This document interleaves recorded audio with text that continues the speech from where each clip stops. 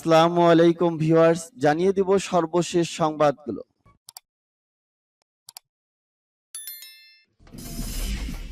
সংবাদের শুরুতেই জানিয়ে দিব সংবাদ শিরোনাম।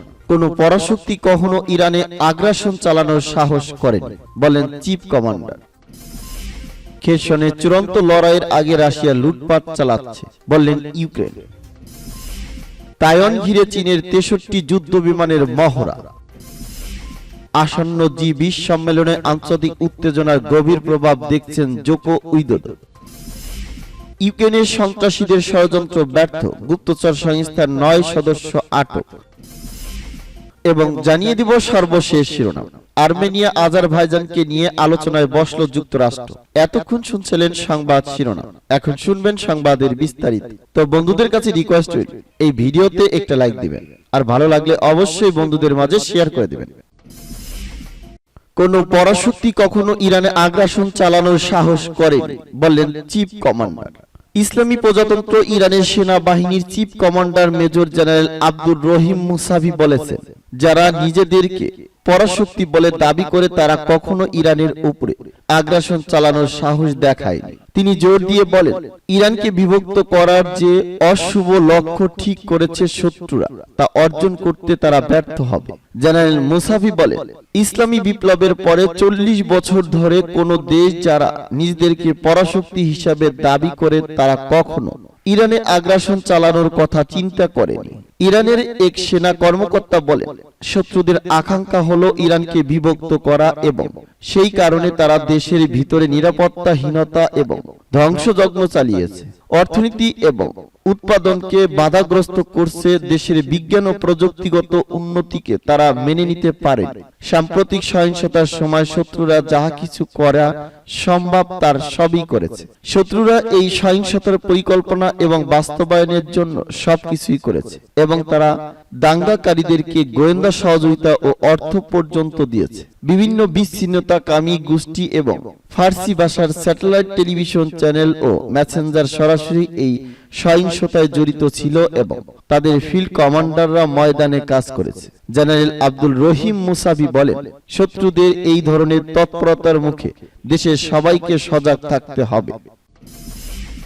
খেরসনে চূড়ান্ত লড়াইয়ের আগে রাশিয়া লুটপাট চালাচ্ছে, বললেন ইউক্রেন। বেসামরিক পোশাক পরে ছদ্মবেশে রুশ সেনারা খালি বাড়ি ঘরগুলো দখল করে রাস্তায় রাস্তায় লড়াইয়ের জন্য প্রস্তুত হচ্ছে বলে জানিয়েছে ইউক্রেন। খেরসনে ঘনিয়ে আসতে থাকা প্রবল রক্তক্ষয়ী লড়াইয়ের আগে রাশিয়ার সেনারা খালি বাড়িগুলোতে লুটপাট চালাচ্ছে বলে অভিযোগ করেছে ইউক্রেন। বেসামরিক পোশাক পরে রুশ সেনারা বাড়িগুলো দখল করে নিয়ে রাস্তায় রাস্তায় লড়াইয়ের জন্য প্রস্তুত হচ্ছে বলে জানিয়েছে তারা। ইউক্রেনের প্রেসিডেন্ট ভ্লাদিমির জেলেনস্কির উপদেষ্টা মিখাইলো পোদালিয়াক সোমবার এক টুইটে বলেছেন, রাশিয়া মানুষদেরকে খেরসন থেকে সরিয়ে নেওয়ার কথা বলে তাদেরকে বাড়ি থেকে জবরদস্তি উৎখাত করছে, আর এ সুযোগে রুশ বাহিনী এবং রাশিয়ার এফএসবি কর্মকর্তারা তাদের পছন্দের কাজটি করছে। বাসিন্দাদের ফেলে যাওয়া বাড়ি ঘরে লুটপাট চালাচ্ছে তারা। সেই সব মানুষের ঘর বাড়ি তারা লুট করছে যাদেরকে তারা সুরক্ষা দিতে এসেছিল। গত ফেব্রুয়ারিতে ইউক্রেন সামরিক অভিযানের শুরুর দিকে খেরসন দখল করেছিল রাশিয়া। পরে তারা নিজ ভূখণ্ডের সঙ্গে খেরসনকে যুক্ত করে নেওয়ার ঘোষণা দিয়েছে। ইউক্রেন এবং রাশিয়া উভয়ের জন্যই কৌশলগতভাবে গুরুত্বপূর্ণ নগরী খেরসন। এই নগরী 2014 সালে রাশিয়া দখল করে নেওয়া ক্রাইমিয়া উপদ্বীপে যাওয়ার প্রবেশদ্বার। সম্প্রতি ইউক্রেনীয় বাহিনী ধীরে ধীরে রাশিয়া নিয়ন্ত্রিত খেরসনের উপকণ্ঠে ভূখণ্ড পূর্ণ দখল করেছে। এই নগরী পূর্ণ দখল করতে পারলে যুদ্ধে বিরাট জয় পাবে তারা। তবে রুশ বাহিনী সেখানে পাল্টা আক্রমণের মুখে বেকায়দায় থাকলেও সহসায় বিদায় নেওয়ার সম্ভাবনা নেই। সে কারণে আগামী দিনগুলোতে খেরসনে অপেক্ষা করে আসছে প্রবল রক্তক্ষয়ী একটি লড়াই। এই লড়াইয়ের ঝুঁকি আঁচ করে রাশিয়ার প্রেসিডেন্ট ভ্লাদিমির পুতিন এরই মধ্যে বিপজ্জনক এলাকাগুলো থেকে মানুষদেরকে সরিয়ে নেওয়া শুরু করেছে। খেরসন থেকে অন্তত 70,000 মানুষ চলে গেছে। উপরন্তু গত 48 ঘন্টায় খেরসনের পানি ও বিদ্যুৎ সরবরাহ ব্যবস্থা অচল হয়ে নগরটি অন্ধকারে ঢাকা পড়েছে। একে নাশকতামূলক কর্মকাণ্ড আখ্যা দিয়েছে রাশিয়া। রাশিয়া নিয়ন্ত্রণে যাওয়ার পর এই প্রথম খেরসন বিদ্যুৎ ও পানি বিচ্ছিন্ন হয়েছে। ইউক্রেন বলছে রাশিয়ায় বিদ্যুৎ লাইন ধ্বংস করেছে। ইউক্রেনের সেনাবাহিনী খেরসন পরিস্থিতির বর্ণনা দিয়ে বলেছে, রুশ বাহিনী বেসামরিক মানুষজনের পোশাক পরে ছদ্মবেশে তাদের ঘর বাড়িগুলো দখল করছে। রাস্তায় রাস্তায় লড়াইয়ের জন্য তারা এভাবে ঘর বাড়ি ভিতরের থেকে অবস্থান শক্তিশালী করছে। তাছাড়া রুশ সাংবাদিকরা বেসামরিক নাগরিকদের হতাহত করার দায় ইউক্রেনের উপর চাপাতে ভিডিও ছড়ানোর প্রস্তুতি নিচ্ছে বলেও জানিয়েছে ইউক্রেনের সেনাবাহিনী। তাইওয়ান ঘিরে চীনের 63 যুদ্ধ বিমানের মহড়া। তাইওয়ানের প্রতিরক্ষা মন্ত্রণালয় বলছে চীনের অন্তত 63 যুদ্ধ বিমান ও 4টি যুদ্ধ জাহাজ তাইওয়ানের চারপাশ দিয়ে মহড়া দিয়েছে। সোমবার চীন এ মহড়া দেয় বলে জানিয়েছে তাইওয়ানের প্রতিরক্ষা মন্ত্রণালয়। এক বিবৃতিতে তাইওয়ানের প্রতিরক্ষা মন্ত্রণালয় জানিয়েছে এর মধ্যে 31টি যুদ্ধ বিমান দুই দেশের মধ্যবর্তী নিয়ন্ত্রণ রেখা অতিক্রম করে তাইওয়ানের আকাশ সীমায় প্রবেশ করেছে। বিবৃতিতে তাইপো আরো জানিয়েছে চীনের 4টি যুদ্ধ বিমান তাইওয়ানের পূর্ব প্রান্তের আকাশ প্রতিরক্ষা চিহ্নিতকরণ জোনের উপর দিয়ে উড়ে গেছে। এর আগে তাইওয়ানের প্রতিরক্ষা মন্ত্রী চু কুচেং জানিয়েছিলেন তাইওয়ান চীনের হামলা প্রতিহত করে তাদের ভূখণ্ড রক্ষায় পুরোপুরি প্রস্তুত। চীনা প্রেসিডেন্ট শি জিনপিং তাইওয়ান ইস্যুতে বল প্রয়োগ থেকে চীন সরে আসবে না বলে হুঁশিয়ারি উচ্চারণের জবাবে এ মন্তব্য করেছিলেন তিনি। 1949 সাল থেকে স্বায়ত্তশাসিত দ্বীপ রাষ্ট্র তাইওয়ানকে নিজের ভূখণ্ড দাবি করে আসছে চীন। আসন্ন জি20 সম্মেলনে আন্তর্জাতিক উত্তেজনার গভীর প্রভাব দেখেছেন জোকো উইদোদো। ইন্দোনেশিয়ার প্রেসিডেন্ট জোকো উইদোদো বলেছেন আসন্ন জি20 সম্মেলনকে আন্তর্জাতিক উত্তেজনা স্নান করে দিতে পারে। আন্তর্জাতিক গণমাধ্যম সাক্ষাৎকারে তিনি এই আশঙ্কা প্রকাশ করেছেন। জোকো উইদোদো বলেন আসন্ন সম্মেলনে পুতিন অংশ নেবেন বলে মনে হচ্ছে না।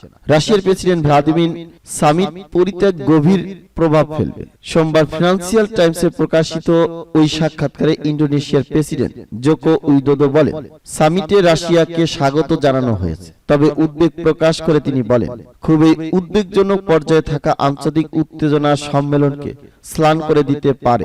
এ সময় তিনি বলেন জি20 রাজনৈতিক ফোরাম নয়, এটা অর্থনৈতিক এবং উন্নয়ন ফোরাম।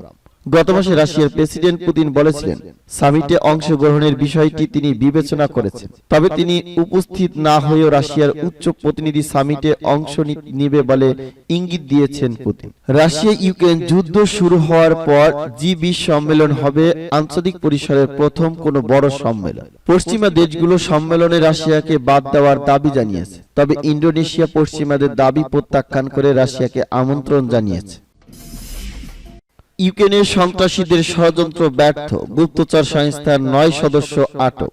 রাশিয়া নিয়ন্ত্রিত খেরসন অঞ্চল থেকে ইউক্রেনের গুপ্তচর সংস্থার 9 সদস্যকে আটক করা হয়েছে। এসব গুপ্তচর খেরসন অঞ্চলে নাশকতামূলক তৎপরতা চালানোর পরিকল্পনা করেছিল, কিন্তু রুশ বাহিনী তাদের আটক করে সে পরিকল্পনা নস্যাৎ করে দেয়। এই গ্রুপের বিরুদ্ধে অভিযোগ আনা হয়েছে যে তারা সামরিক ও বেসামরিক প্রশাসনের শীর্ষ পর্যায়ের কর্মকর্তাদের উপর সন্ত্রাসী হামলার পরিকল্পনা নিয়েছিল। খেরসন অঞ্চলে আটক হওয়া ইউক্রেনের ওই 9 নাগরিক গোয়েন্দা বাহিনীর কাজ করত। তাদেরকে অপারেশনে পাঠিয়ে উচ্চ পর্যায়ের কর্মকর্তারা দূরবর্তী স্থান থেকে মিশর পর্যবেক্ষণ করেছিলেন। 3টি গ্রেনেড, কয়েকটি ছোট আগ্নেয়াস্ত্র এবং বেশ কিছু গোলাবারুদ উদ্ধার করা হয়। এর পাশাপাশি তাদের কাছ থেকে গোয়েন্দা বৃত্তির আরো কিছু উপাদান উদ্ধার করা হয়েছে। রাশিয়ার গোয়েন্দা সংস্থা জানিয়েছে তারা একটি বিস্ফোরক বোঝাই গাড়িও উদ্ধার করেছে। ধারণা করা হচ্ছে আটক ব্যক্তিরা এই গাড়ি হামলার কাজে ব্যবহারের জন্য রেখেছিল। আটক ব্যক্তিদের সবাইকে কারাগারে রাখা হয়েছে এবং তাদের বিরুদ্ধে সন্ত্রাসবাদের অভিযোগ আনা হয়েছে। আর্মেনিয়া আজারবাইজানকে নিয়ে আলোচনায় বসল যুক্তরাষ্ট্র। আর্মেনিয়া আজারবাইজানের পররাষ্ট্রমন্ত্রীকে নিয়ে আলোচনায় বসেছেন যুক্তরাষ্ট্রের পররাষ্ট্রমন্ত্রী অ্যান্টনি ব্লিংকেন। টেকসই শান্তির জন্য এই উদ্যোগকে সাহসী পদক্ষেপ অবহিত করে ব্লিংকেন নাগরোনো কারাবাগ নিয়ে বারবার সংঘাতে লিপ্ত হওয়া দেশ দুটোর প্রশংসা করে। 2020 সালের সেপ্টেম্বরে সাবেক সোভিয়েত ইউনিয়নভুক্ত দুই দেশ 43 দিনের যুদ্ধে লিপ্ত হয়। রাশিয়ার মধ্যস্থতায় যুদ্ধবিরতির পরও থেমে থেমে সীমান্ত সংঘর্ষে জড়িয়েছে দুই প্রতিবেশী দেশ। ফেব্রুয়ারিতে ইউক্রেনের আক্রমণের পর বিশ্ব থেকে ক্রমবর্ধমান বিচ্ছিন্ন মস্কের স্থলে যুক্তরাষ্ট্র ও ইউরোপীয় ইউনিয়ন আর্মেনিয়া আজারবাইজানের মধ্যে মধ্যস্থতা করতে নেতৃত্বের ভূমিকায় অবতীর্ণ হয়েছে। আল জাজিরার খবরে বলা হয়েছে 2020 সালের পর সবচেয়ে ভয়াবহ সংঘর্ষের কয়েক সপ্তাহ পর মার্কিন পররাষ্ট্রমন্ত্রী অ্যান্টনি ব্লিকেন সোমবার আর্মেনিয়ার পররাষ্ট্রমন্ত্রী আরারত মিরজোয়ান এবং আজারবাইজানের পররাষ্ট্রমন্ত্রী জেহন বেরামভকে নিয়ে ব্লেয়ার হাউসে বৈঠকে বসে। বৈঠকে ব্লিংকেন বলেন, আর্মেনিয়া আজারবাইজানের বন্ধু হিসেবে যুক্তরাষ্ট্র প্রতিবেশী দেশ দুটোর জন্য সবকিছু করতে প্রস্তুত।